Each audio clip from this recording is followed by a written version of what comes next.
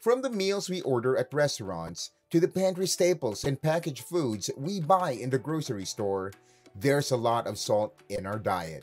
Salt helps provide flavor to bland food as well as bring out other flavors that may be masked, such as sweetness, sourness, and the ever-elusive umami. It's also a great preservative because it's cheap, non-toxic, and tastes good.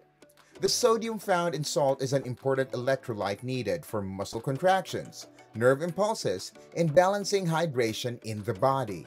This makes sodium an essential mineral, but your body only needs so much of it. Many people eat more salt than the body needs, and over time, there are consequences to this. What happens if you eat too much salt? The immediate symptoms of eating too much salt include increased thirst, swollen feet or hands, headache, rise in blood pressure. These symptoms aren't particularly debilitating in the moment. Plus, since your kidneys are always helping balance the amount of sodium in your body, they don't last long. If your kidneys can't eliminate the salt you're taking in from your diet, sodium starts to build up in your body. And when you're holding on to more sodium, your body tries to dilute it with water, increasing your blood volume and causing you to retain fluid. Hence, the excessive thirst, bloating, and blood pressure rise. And if you're frequently consuming excess salt, this process strains your heart, blood vessels, and kidneys. As your heart volume increases, your heart has to work harder to pump blood throughout your body. This then increases pressure in your arteries.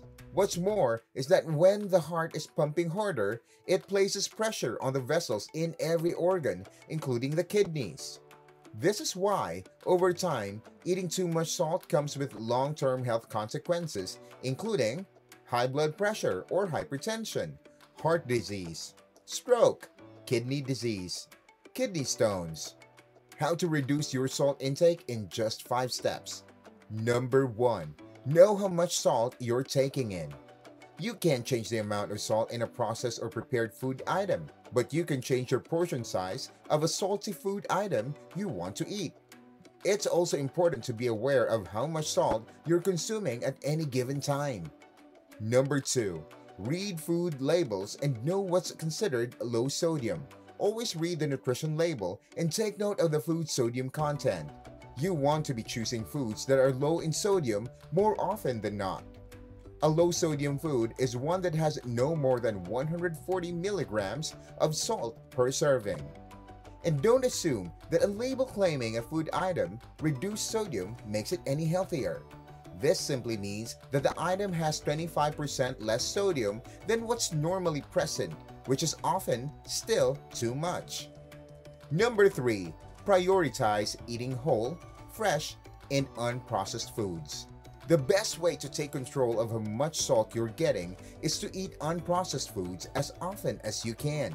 This means choosing whole fruits and vegetables and preparing fresh food yourself from scratch as much as possible. Number 4. Find other ways to add flavor. It's undeniable that salt enhances the flavor of food, but it's not the only option. While cutting back on salt, experiment with flavoring your food in a different way, such as adding lemon or lime juice, fresh or dried herbs and spices, and even vinegar. Number 5. Approach salty foods with caution.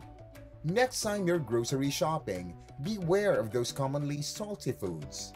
Frozen meals including frozen pizzas, canned and packaged soups, snack foods including chips, soy sauce, salad dressings, certain condiments including hot sauce.